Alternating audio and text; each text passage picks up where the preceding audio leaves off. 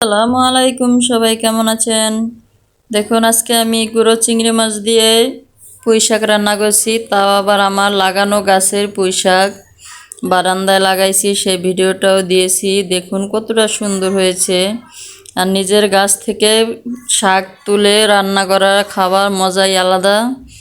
দেখুন কতটা টেস্টি, দেখতেই বোঝা যাচ্ছে। তো চলে আসলাম।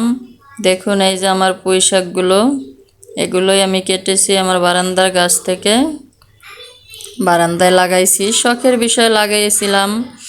তো সেখান থেকে শাকগুলো তুলে নিয়ে আসলাম। দেখুন কত সুন্দর টাটকা সবুজ শাক। তো এগুলো কেটে নেব। তো আমরা যদি সবাইকে সাপোর্ট করি, তো সবাই সামনের দিকে এগিয়ে যেতে পারবে। সবাই একটা আশা নিয়েই ফেসবুক পেজ চালায়, তাই না? তো সবাই যদি ভিডিওটা দেখেন তাহলে ভালো হয়। সবাই যদি ভিডিও ধাক্কা দিয়ে চলে যান তাহলে কি আর হবে?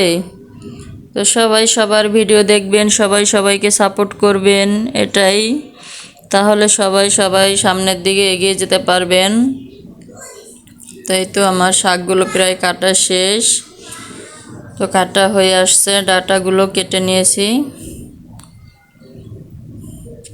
তো ভিডিওটি ভালো লাগলে শেয়ার করে দিবেন, লাইক কমেন্ট করবেন। তাই তো আমার শাকগুলো কাটা শেষ। এখন আমি কয়েকটা আলু দেব, ছোট ছোট কয়েকটা আলু কেটে দিব। শাকের ভিতরে একটু আলু না হলে ভালো লাগে না। তো আমি আলুগুলো কেটে দেব। তো দেখতে থাকুন।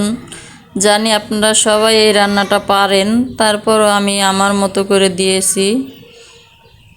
আমি যে পারফেক্ট রান্না করতে পারি তাই না, যতটুকু পারি সেটুকুই আপনাদের সাথে শেয়ার করি। তো এই তো আমার কাটা শেষ, চলে আসলাম রান্নায়। কড়াইতে পরিমাণ মতো তেল দিয়ে দিয়েছি। এবার চিংড়ি মাছে হলুদ লবণ দিয়ে একটু ভেজে নেব। পুরোপুরি ভাজবো না, হালকা একটু ভেজে নেব। এই তো দেখুন হালকা ভাজা হয়ে আসছে। এই পর্যায়ে আমি এখন পেঁয়াজ বাটা দিয়ে দেব।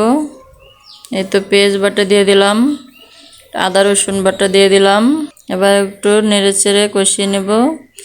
লবণ, হলুদ গুঁড়ো দিয়ে দিলাম, মরিচ গুঁড়ো, জিরা গুঁড়ো, ধনিয়া গুঁড়ো, এগুলো দিয়ে ভালোভাবে একটু কষিয়ে নেব।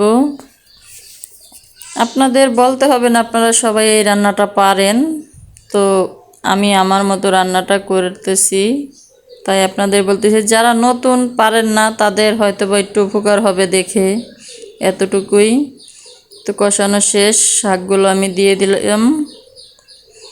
শাকগুলো দিয়ে এবার ভালোভাবে নেড়ে চেড়ে ঢাকনা দিয়ে ঢেকে রান্না করব। দেখুন শাক থেকে কত পানি বের হয়েছে আর শাকগুলো উনে গিয়েছে।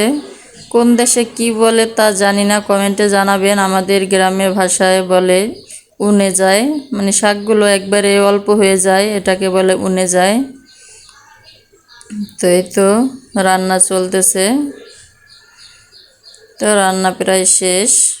তো দেখুন রান্নাটা, এই তো রান্না শেষ, পরিবেশন করে দিয়েছি। দেখুন কালারটা কত সুন্দর হয়েছে না? তো ভালো থাকবেন সবাই।